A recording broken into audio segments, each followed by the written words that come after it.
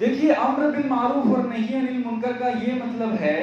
سیدھا سادہ کہ ہم جو ہے ہماری زندگی گزار رہے ہیں، ہماری زندگی 24 گھنٹے والی جو ہے اس کے اندر ہم نے کسی کو کوئی غلط کام کرتا ہوا دیکھا تو اس کو روکیں، ہم اس کو بولیں کہ بھائی جھوٹ بولنا غلط ہے، ناپ تول کے اندر کمی کرنا غلط ہے، بیاج بڈی سے پیسے دینا غلط ہے، شراب پینا حرام ہے، جائز نہیں ہے، اس کو ہم کہیں یہی تو ہے نہی عن المنکر۔ کیا ہے یہ نہی عن المنکر؟ ایک منکر یعنی جو بری چیز ہے، جو گناہ ہے، اس کو روکنا، یہ ہے نہی عن المنکر۔ اور امر بالمعروف کا کام یہ ہے، مطلب یہ ہے سیدھا سادہ کہ ہم جو زندگی گزار رہے ہیں، ہمارے دوست و احباب، ہمارے رشتہ دار، ہمارے پڑوسی، ہمارے گھر میں رہنے والے، ان لوگوں کو ہم دیکھ رہے ہیں کہ بھئی یہ نماز نہیں پڑھ رہا ہے، اس کو نماز پڑھنے کی تلقین کریں ہم کہ بھئی نماز فرض ہے، نماز پڑھیں، 5 وقت کی نماز فرض ہے، چھوڑیں گے تو اللہ تبارک و تعالیٰ پوچھیں گے کل قیامت کے دن، قیامت میں سب سے پہلے نماز کا حساب لیا جائے گا۔ کوئی جھوٹ بول رہا ہے، اس کو سچ بولنے کی ہم تلقین کریں، تو یہ ہے امر بالمعروف۔ تو امر بالمعروف اور نہی عن المنکر کا کام ایسا ہے جو ہر کوئی آسانی سے کر سکتا ہے، اس کے کرنے میں ذرہ برابر بھی ہمیں مشقت کی ضرورت نہیں ہے۔ لیکن اتنا آسان کام ہونے کے باوجود اور یہ اتنی بڑی ذمہ داری ہم پر ڈالے جانے کے باوجود بھی آج ہم میں سے اکثر لوگ اس سے غافل ہیں۔ امر بالمعروف تھوڑا بہت کر لیتے ہیں ہم لوگ کہ نماز جا رہے ہیں، جاتے جاتے بلاتے ہیں کہ بھئی چلو نماز پڑھ کے آئیں گے، کچھ نہ کچھ امر بالمعروف کا کام ایک درجے میں ہے، نہی عن المنکر کا تو وہ بھی نہیں ہے۔ ایسا سوچتے ہیں کہ وہ غلط کر رہا ہے تو اس کے ساتھ ہے، میں کیوں بولنے جاؤں۔ اصل جو چیز ہے نا، ہمارے ایمان کی کمی ہے، ہمارے اندر وہ ہمت اور جرأت نہیں ہے کہ ہم اس غلط کو غلط کہہ سکیں۔ اصل تو بزدلی ہمارے اندر آ گئی ہے، یہ اصل چیز ہے۔ ایک غلط کام کرتا ہوا انسان ہمیں نظر آتا ہے، اس کے باوجود ہمارے اندر اتنی ہمت نہیں ہے کہ ہم اس کو یہ کہیں کہ تو جو کر رہا ہے وہ غلط ہے۔ غلط کو غلط کہنے کی ہمت آج امت مسلمہ میں نہیں رہی، خاص کر کے ہمارے اس دیش کے اندر، مسلمانوں کے اندر تو یہ ہمت بالکل نہیں رہی کہ وہ غلط کو علی اعلان غلط کہہ سکیں۔ حالانکہ میرے اور آپ کے آقا حضرت محمد مصطفیٰ صلی اللہ علیہ وسلم یہ فرماتے ہیں افضل الجہاد کلمۃ حق عند سلطان جائر۔ افضل جہاد کیا ہے؟ جہاد بہت بڑی درجے کی چیز ہے۔ ایک وقت ایسا آتا ہے کہ جس کے اندر حج سے بھی زیادہ فضیلت والی چیز جہاد ہو جاتی ہے، لیکن جہاد میں سب سے زیادہ افضل جہاد بتا رہے ہیں آپ صلی اللہ علیہ وسلم کس کو؟ کلمۃ حق عند سلطان جائر، سچ بات، حق بات بولنا ایک ظالم اور جابر بادشاہ کے سامنے، حاکم کے سامنے، ایک ظالم انسان کے سامنے سچ بات اور حق بات کھل کر کے علی اعلان ڈنکے کی چوٹ پر کہنا، یہ کیا ہے؟ افضل جہاد ہے۔ اور اسی طرح بھی خطبے کے اندر میں نے آپ حضرات کے سامنے حدیث پڑھی جس کے اندر تو کھلے طور پر آپ صلی اللہ علیہ وسلم تفصیل سے بتا رہے ہیں من رآ منکم منکرا فلیغیرہ بیدہ، تم میں سے جو کوئی بھی انسان کسی بری چیز کو ہوتا ہوا دیکھے، کسی منکر، کسی برائی، کسی گناہ کو ہوتا ہوا دیکھے تو اسے چاہیے کہ وہ اسے اپنے ہاتھوں سے روکے۔ سب سے پہلے کیا فرما رہے ہیں؟ اپنے ہاتھوں سے روکے۔ پھر آگے فرماتے ہیں فَإِن لَمْ يَسْتَطِعْ فَبِلِسَانِهِ، اگر ہاتھوں سے روکنے کی طاقت اور قدرت اس کے پاس نہیں ہے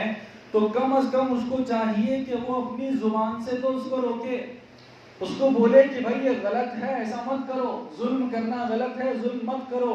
اللہ تبارک و تعالیٰ کی پکڑ بڑی سخت آئے گی، بیاج بڈی کھانا، رشوت لینا حرام ہے، یہ مت کھاؤ، اللہ تبارک و تعالیٰ کی پکڑ آئے گی۔ فَبِلِسَانِهِ، کم از کم اپنی زبان سے بولے۔ پھر آگے آپ صلی اللہ علیہ وسلم فرماتے ہیں وَإِن لَمْ يَسْتَطِعْ فَبِقَلْبِهِ وَذَلِكَ أَضْعَفُ الْإِيمَانِ،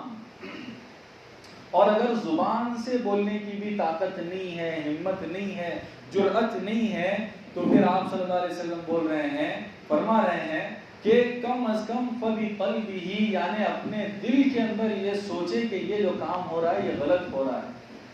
اور یہ دل کے اندر سوچنے کے اوپر ہم لوگ جو اکتفا کرتے ہیں نا، آگے سن لیں آپ صلی اللہ علیہ وسلم کیا فرما رہے ہیں، وَذَلِكَ أَضْعَفُ الْإِيمَانِ، اور یہ ایمان کا کمزور، بہت زیادہ کمزور درجہ ہے۔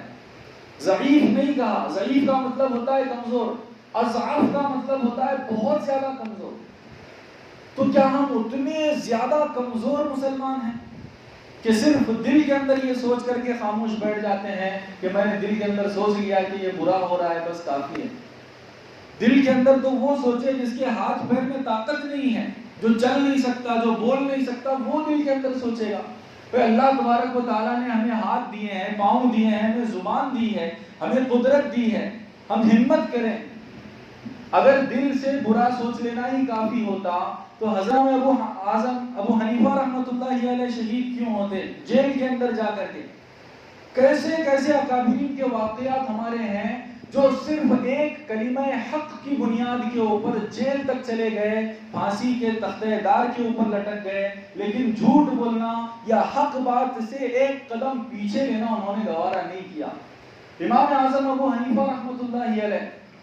انہوں نے جب وقت کا خلیفہ جو منصور تھا اس کے خلاف حضرت ابراہیم جو حضرت حسین کی اولاد میں سے ہیں، انہوں نے علم جہاد بلند کیا تھا، بغاوت کا اعلان کر دیا تھا، تو ان کی کھلم کھلا علل اعلان حمایت کی تھی امام اعظم ابو حنیفہ رحمۃ اللہ علیہ نے۔ اسی کی پاداش میں ان کو جیل میں ڈالا گیا، 4 سال تک جیل میں رہے، تب بھی خلیفہ منصور کو ان کی طرف سے اطمینان نہیں ہوا، اخیر میں زہر کا پیالہ دے کر، زہر پلا کر کے ان کو مار دیا گیا، شہید کر دیا گیا، اور باہر یہ خبر پھیلا دی گئی کہ انہوں نے خودکشی کر لی۔ اتنا بڑا جنگ غفیر آیا تھا کہ 6 مرتبہ ان کی نماز جنازہ پڑھی گئی ہے،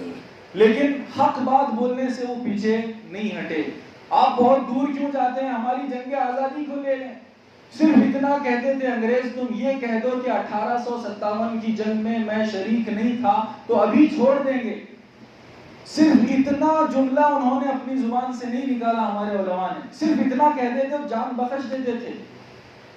لیکن اتنا بھی نہیں کہا، حق بات کہا، حق بات انہوں نے کہی اور کہا کہ نہیں، تمہارے ساتھ جہاد فرض ہے، تمہاری فوج کے اندر بھرتی ہونا حرام ہے، اور خوشی خوشی جو ہے موت کو گلے لگا لیا، حق بات سے کبھی پیچھے نہیں ہٹے۔ تو بہرحال کہنے کا مقصد یہ ہے کہ ہمارے اکابرین کی پوری داستان اس سے بھری پڑی ہے کہ حق بات کہنے میں وہ کبھی جھجکتے نہیں تھے۔ آج ہم جو ہے پیٹھ پیچھے بہت ساری برائیاں کر لیتے ہیں، جب وہی انسان سامنے آتا ہے تو اس کی عزت اور احترام کرنے لگتے ہیں، ہماری زبان نہیں کھلتی ہے۔ ایک تو پیٹھ پیچھے بولنا وہ ناجائز ہے، غیبت ہے، حرام ہے، اور سامنے جو ہے ہم اس کی تعریف کرتے ہیں صرف اس کے شر سے بچنے کے لیے۔ تو ہمیں اپنے اندر یہ چیز پیدا کرنے کی ضرورت ہے کہ خواہ جو کچھ بھی ہو جائے آگے اس کو میں قبول کر لوں گا، لیکن حق بات میں کہہ کر رہوں گا، اس سے پیچھے نہیں ہٹوں گا۔ اللہ تبارک و تعالیٰ مجھے اور آپ کو عمل کی توفیق عطا فرمائے۔